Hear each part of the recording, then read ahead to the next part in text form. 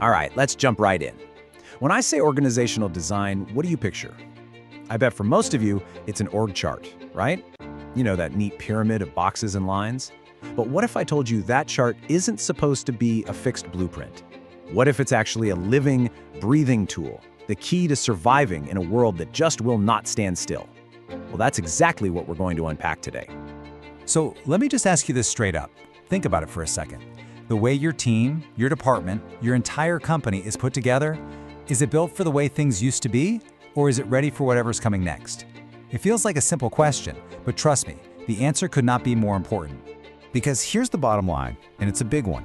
In today's world, survival literally depends on design.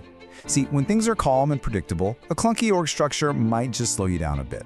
No big deal. But in the crazy, turbulent times we're all living through now, a rigid design can sink the whole ship.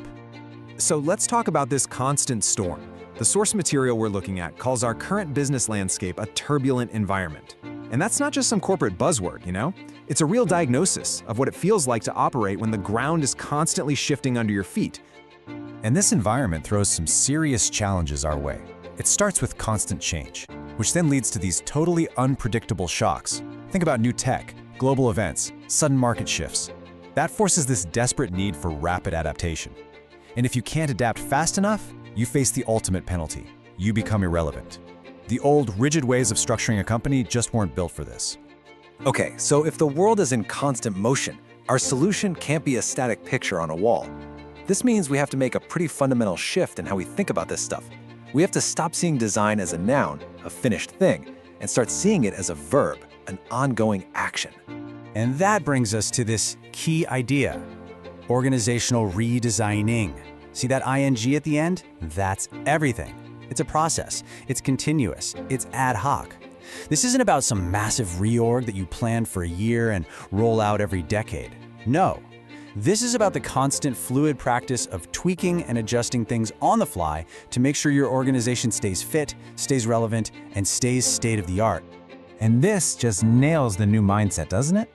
Chasing after the perfect organizational chart is a total waste of time, because by the time you figure it out, the world has already changed. The real advantage, the real superpower, is building the capacity to change. It's all about being ready to redesign at a moment's notice. But okay, this brings up a huge question. If you're always changing, how does anyone get any work done? How do you avoid total chaos? Well, this leads us to the core tension every leader has to grapple with. This paradox between stability and flexibility. It's a real balancing act. Just look at this breakdown. On one side, you absolutely need stability. It's your operational backbone. It gives you efficiency, clarity, and consistency so you can deliver day in and day out. But on the other side, you desperately need flexibility. That's where innovation comes from. That's what gives you the agility to react fast and jump on new opportunities. You can't just pick one. You need both.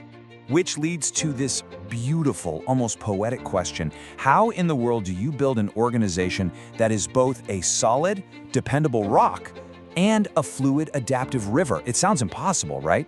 But it's not. There's actually a model for how to think about this. And here it is, a super practical framework. First, you're constantly on the lookout. You identify the external shocks heading your way. Next, you look inward and assess where your current setup is weak or vulnerable to that shock.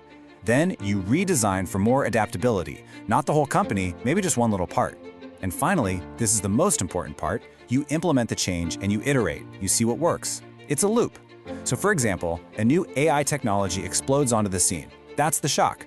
You assess that your rigid, siloed departments are a vulnerability. You redesign by creating a small, nimble, cross-functional team to just play with it. Then you launch that team, see how they do, and you adjust. See? It's a cycle. Now, so far, everything we've talked about, managing shocks, building resilience, it sounds a little defensive, doesn't it? It's all about just surviving. But the source material makes it really clear that this is just the entry ticket. The true goal is way, way bigger. This quote right here is the pivot point. Design is not just about efficiency. For so long, we built our companies to be these perfectly efficient machines. But here's the catch.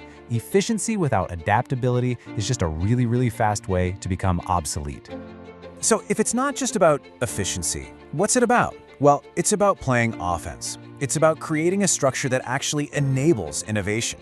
It's about unlocking the agility that lets your people run circles around the competition. And ultimately, it's about fueling real, sustainable growth. This is design as a weapon, not just a shield.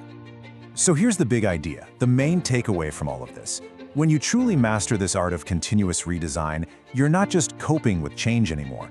You are actually building an organization that can create its own future. You're building an engine for renewal, an engine for what's next.